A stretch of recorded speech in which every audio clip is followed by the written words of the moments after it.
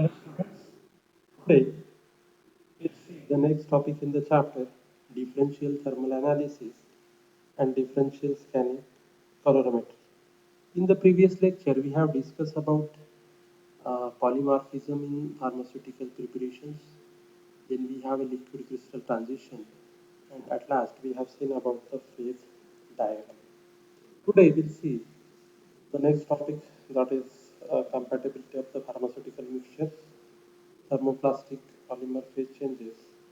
Then we have a heat capacity measurements, then glass transition temperatures, and lastly the kinetics of the reaction. So let us see one by one. So the first one is the compatibility of the pharmaceutical mixture. So generally what happens with the pharmaceutical compounds, there are two or more compounds are components of the pharmaceutical dosage form. They are coexist without interaction during whole shelf life of the preparation. So often the dosage form contains the active drug component plus another component or excipient to dilute, bind or disperse the drug. If there is a physical or chemical interactions, then the physical or pharmaceutical properties of the mixture may be greatly affected. So if there is a no interaction, either physical or chemical, then the dosage mixture should show the same thermal analysis features as the original pure components in the appropriate proportion. So the Grant and co-workers showed that mixture of the glyceride showed eutectic behavior, but that this was altered considerably when therapeutic amounts of the ketoprofen were added. So this is particular uh, Grant and co-workers showed the mixture of glyceride. So this is shown in the figure 1. That is, if you consider the pure compound, it will show that particular behavior, that is the exothermic reaction is there. Then we have a B. Okay, so we have different kinds of its heat, we can say the heat flow. And if you mix that particular solution at that time, one as one, so we can get some different kinds of behavior as far as the heat flow is concerned. So Giordano and co-workers showed that although a simple physical mixture of the drug trimethoprim with the excipient cross-linked polyvinyl pyrrolidone showed a same feature as the original pure components. Grinding the material together changes the behavior which is shown in the figure. So look at, this is the particular uh, four different components of the drug. If you consider A is having this kind of particular heat flow is observed. So that is the endothermic heat flow is observed. B having such kind of, C having such kind of, and D having this kind of mixture is observed whenever we have this particular excipient material. Then thermoplastic polymer changes. So polymers which melts before they decompose may crystallize completely or may remain as irregular amorphous solids or glasses. On heating a brittle glassy polymer, the change to a more plastic material shows as an increase in the heat capacity, which is discussed below. So the polymer molecules are then freer to move and can rearrange into the more regular structure of the crystal, giving an exothermic peak of the cold crystallization. Finally, the crystalline polymer will move the liquid often over a broad range. This is the particular figure 3, which shows all these changes will occur with the polyethylene terephthalate, that is a PET. So this is one of the thermogram where we can say that the heat flow is observed. Someone having endothermic peaks, some having exothermic peaks are observed in the figure 3. Some polymer samples can show multiple melting endotherms, indicating that the portion of the sample have crystallized at different temperatures during the previous thermal treatment. So the polymeric sample often do not crystallize completely. So the area of the melting peak of the partially crystalline sample may be compared to that of the standard of known crystallinity or completely crystalline sample to use the percent crystallinity.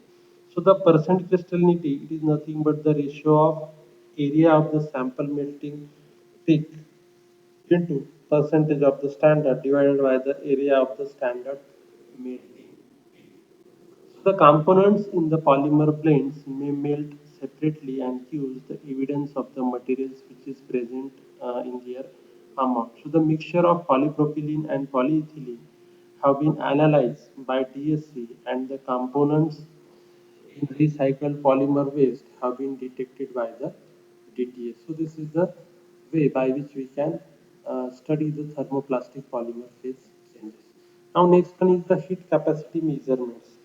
So the amount of heat needed to raise the temperature of the sample by 1 Kelvin is its heat capacity. Okay, so if you consider that if we have any sample, if we have to increase the temperature by 1 degree of that particular sample, so the temperature required to raise or heat required to raise the temperature by 1 degree, we can call it as heat capacity of that particular sample. So CPS in joules per Kelvin, okay, that is heat capacity in joules per Kelvin, which is given as change in the heat, that is the delta bar TQS upon delta bar T at constant pressure.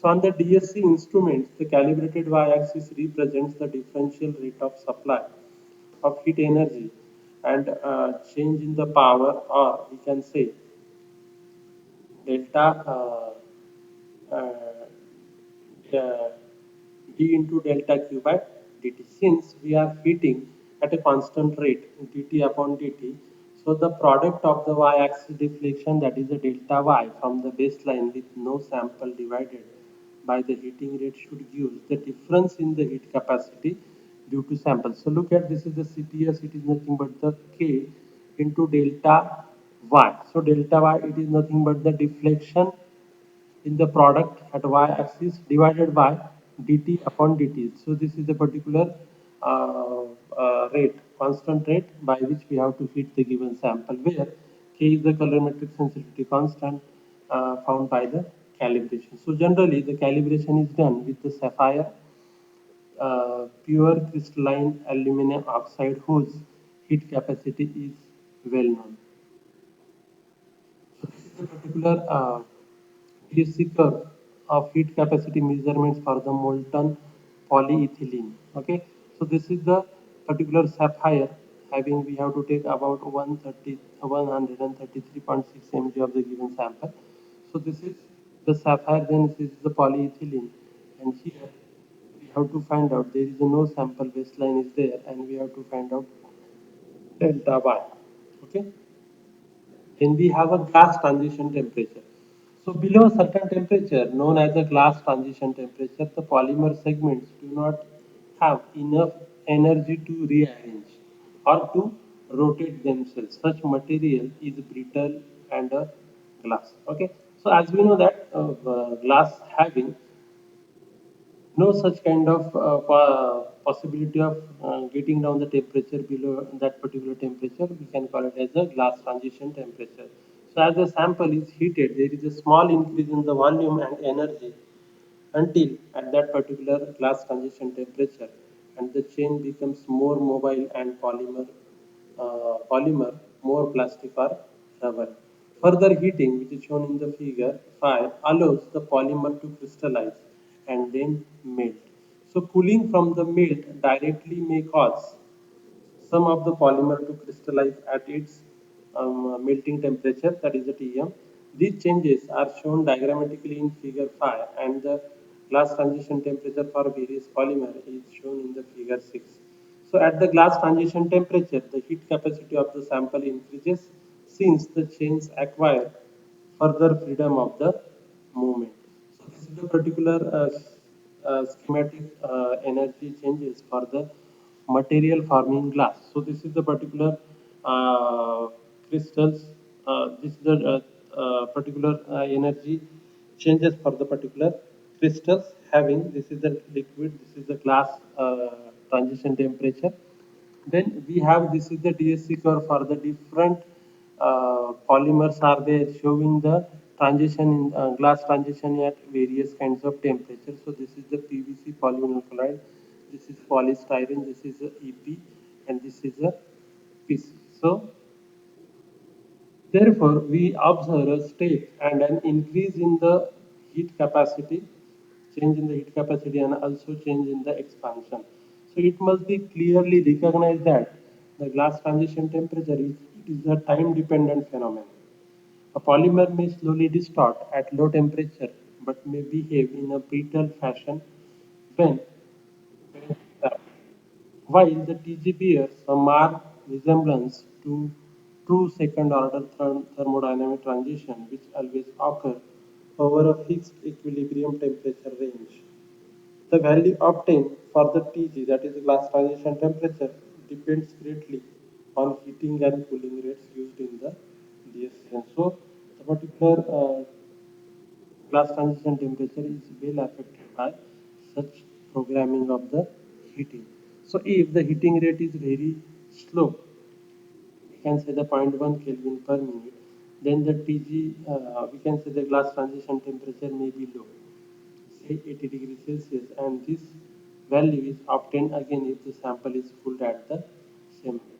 However, if the sample is heated and cooled at a 20 Kelvin per minute rate, at that time the glass transition temperature rises to 85 degrees Celsius or higher. So this is the effect of the rate of heating or cooling of the particular sample. The next point is the kinetics of the reaction from the DSC traces. So the chemical reactions and some physical changes, such as the cold crystallization, occur at temperature dependent rate and involve the energy change, that is the delta H.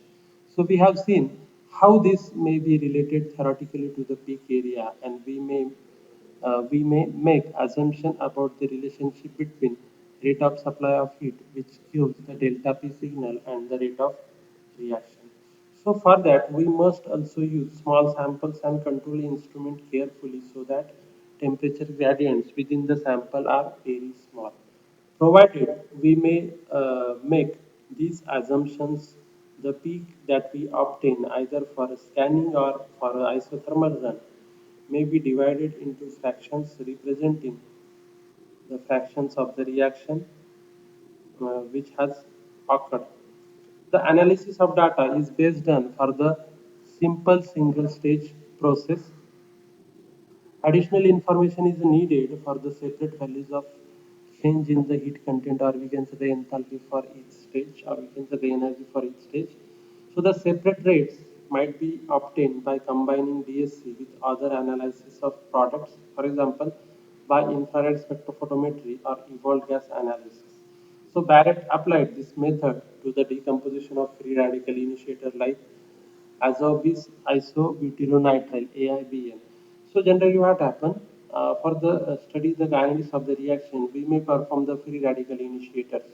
So generally what is the free radicals? So there is a instead of during the breakdown of the bond, there is a formation of radicals. Okay.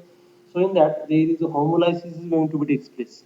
Instead of heterolysis, there is a homolysis is going to be takes place, so that there is a no net charges will be developed on the two different fractions of the molecule, and hence these fractions are nothing but the radicals. Okay, and these radicals they are initiated by using some kind of initiator such as the azobis isobutyronitride. So the DSC of AIBN, that is a azobis isobutyronitride in dibutyl phthalate at heating rate between 4 and 32 Kelvin per minute gave kinetic data corresponding well to first order kinetics and the activation energy of about 125 kilojoule per mole in agreement with the UV experiments.